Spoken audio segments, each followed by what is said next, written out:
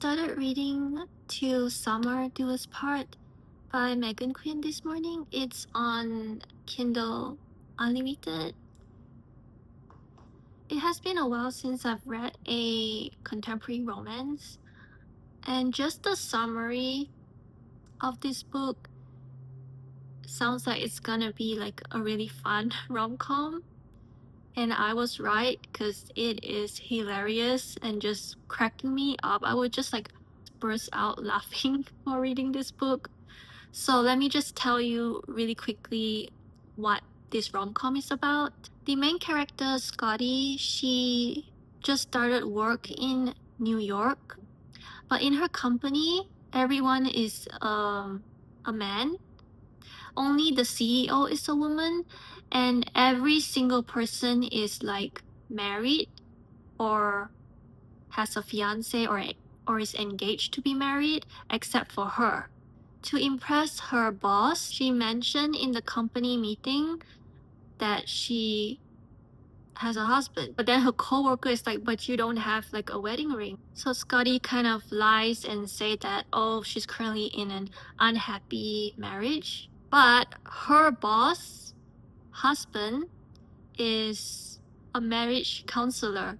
So her boss suggests that Scotty and her husband go for a counseling session. And Scotty doesn't want to admit that she is single because she's worried that her boss is gonna say, oh, you lied, and fires her. So she agrees to this counseling session, but the problem is she doesn't have a husband, right?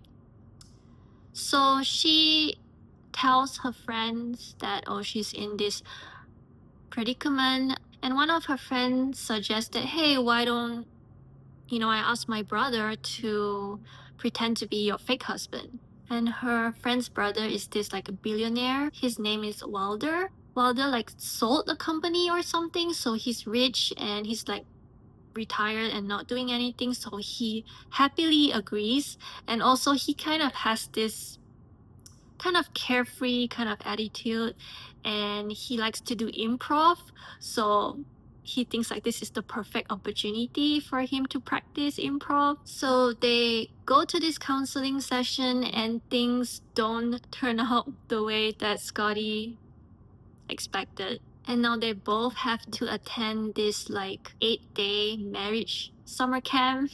And then another problem is that all of Scotty's coworkers are also going to be at this camp. And I just cannot wait to read what other crazy situation that these two characters are going to get into.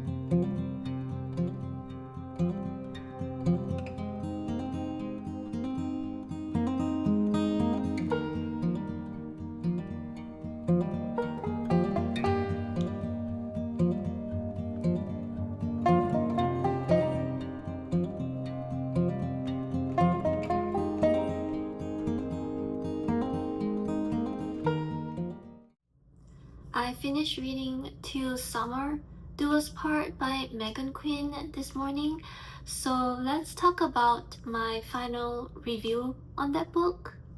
This book honestly surprised me because I've read one other book by this author. I'll put the cover here. And in that book, the romance felt very surface level. It was just a physical connection. They were just in lust, and I didn't feel like they were in love. It was lacking a bit more emotional connection in that book. But in this one, even though it's like hilariously funny, I would be like laughing out loud, but then it also got deep, and I could feel myself like tearing up during the more serious scenes in the book. So the characters went to the marriage counseling camp, so obviously they had to go through counseling sessions. It got a little emotional when they were talking about their insecurities and issues from their past. I feel like the characters had such good chemistry and such strong emotional connection. They were helping each other heal and also lifting each other up throughout the book. The male main character is just so kind to the female main character, and towards the end it felt more like the male main character's book because we get so much more of his POV compared to the female main character, and it wasn't a bad thing. I felt that I enjoy reading his POVs. Overall, I really enjoyed this book a lot more than I expected, and I haven't read too many romance books this year, so I was glad that this was one of the few that I picked up to read. Moving on, I'm really excited to start the next book. I just borrowed it from the library. This is Strange Beasts by Susan J. Morris. I believe this book came out in October last year, and there were so many books that came out during that time that I had to narrow down to just a select few. But this was one of those books that I knew I was gonna pick up later, and now is the perfect time for me to start this book. So what drew me towards this book is that it is a gothic murder mystery. I've always enjoyed books with, a gothic setting, and something else is that the main characters are related in some way to villains from classic novels like Dracula and Sherlock Holmes. So I was definitely intrigued. So I am very excited to start this book, and I'll come back to let you know a little bit more about what this book is about and my initial thoughts about it.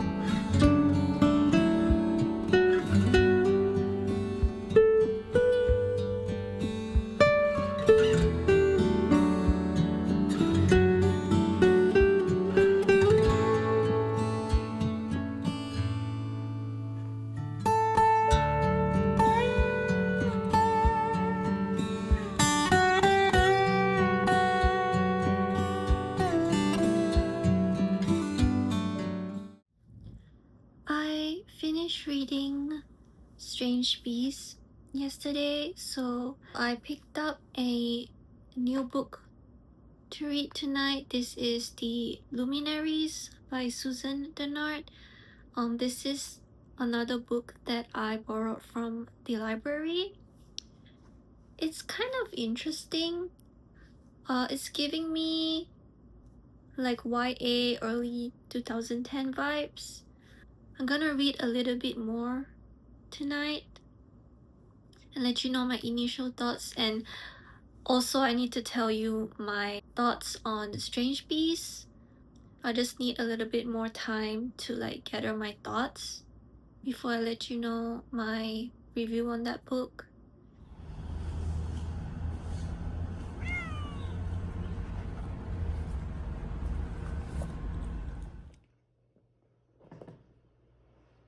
Hey, that's my chair. It's Wednesday morning and I'm getting ready to go to work soon. So I just want to quickly talk about Strange Beasts. So in Strange Beasts, we follow two main characters. First one is Samantha Harker, or short for Sam.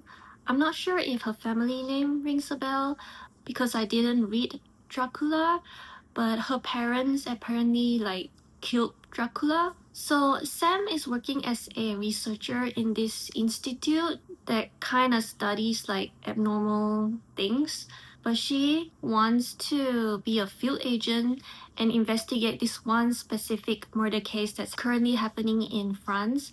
They call it the Beast murders because of the way the victims were murdered. It's like very gruesome, like a beast attack. But this case is already assigned to Helena Moriarty. She is a field agent and she's very smart and has solved like the most case for this institute so far. So her father is the nemesis of Sherlock Holmes. Oh, Sam also has this gift. They call her a channel. I'm not 100% sure how it works, but she like picks up an object, or if she touches like the victim's like body part or whatever, she gets a vision. The vision is like sometimes she's the victim and sometimes she's the killer. Like she goes in their mind and she can like see what's happening for a few seconds. She kind of sees the murder happening. So Sam has to go and convince Helena to let her join on this investigation. Based on the summary, this book sounded so interesting, but when I was reading it, I didn't really feel like pulled into the story. I think I wasn't really invested until about like 64%. And I think because from 64% onwards, maybe the stakes were a little bit higher, so I got more intrigue and just wanted to know what's gonna happen next. I'm not gonna go into detail of the plot or the investigation because I don't want to spoil anything. There is a little bit of sapphic romance on the side, but it's not really explored yet. I think it's more like the start of the romance. This is the first book in a series, so I'm guessing there's gonna be more development in their relationship in the next few books. This book was very easy to read and it's not boring. That's why I keep reading the book even though I wasn't invested until like 64%. Overall, it's an okay book. I would recommend if you want to read historical fiction with, murder mystery twists.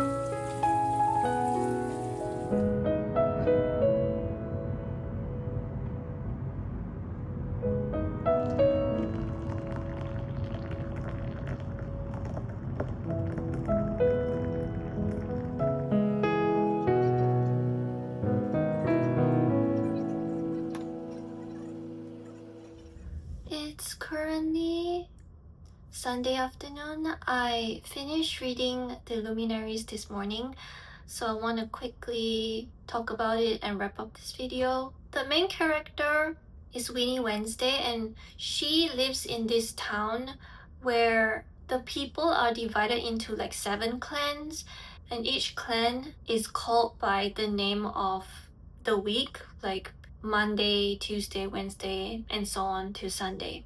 So Winnie Wednesday, obviously, she was part of the Wednesday clan. Her father apparently betrayed the clans, and because of that, Winnie and her family, so her mother and her brother and herself, are currently outcasts.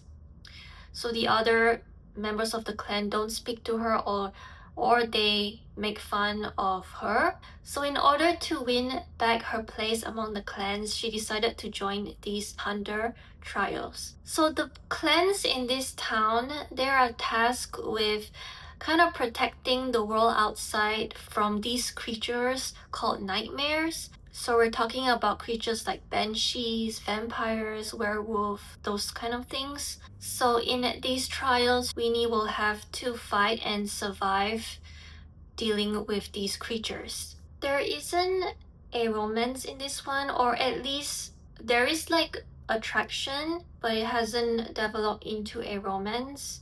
The main male character, or at least I think he will be the main character, because Winnie can't stop talking about how this guy smells like lime and forest something. His name is Jay from the Friday clan, so Jay Friday. He's like her childhood friend, but once she became outcast, they haven't really spoken again.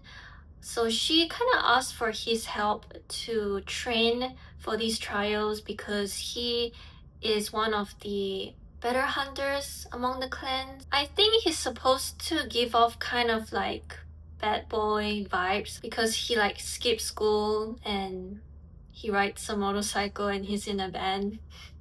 I mean, he's an okay character, a bit mysterious. I do think he's hiding some things from Winnie. I'm curious about all the secrets. There's definitely a lot of secrets to be revealed about these creatures, and is her father really a traitor? But I don't think I'm rushing to get the second and third book. It's not currently available in my library except the audiobook, and I don't know if I want to continue this series via audiobook. So I think I'll wait a little bit if the book is available in my library, or if I can get it for cheap. I might continue the series, but not in a rush to finish it. So I think I'm gonna wrap up this video here.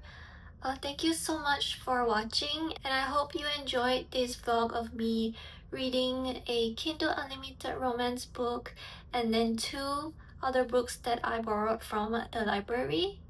And I hope you have a great day, a great week, a great month, a great year, and I will see you next time.